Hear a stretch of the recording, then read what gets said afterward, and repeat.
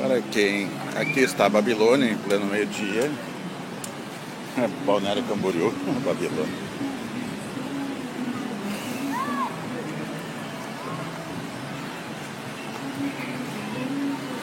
Chegando para dar uma olhada no movimento.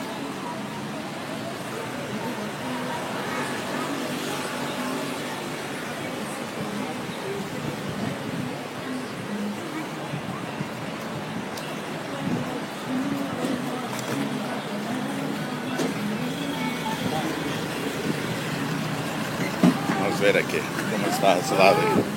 Um pouco do banho. Tomar um banho.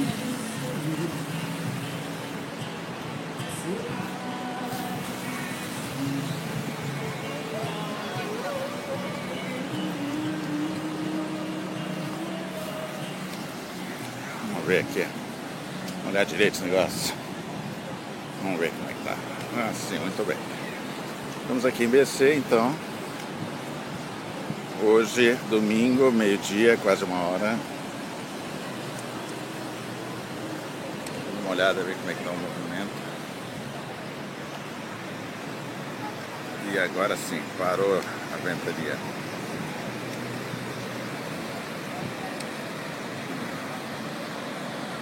Sol de rachar o cano, mar quente. Para quem não sabe, essa é a melhor época para vir para Balneário Camboriú.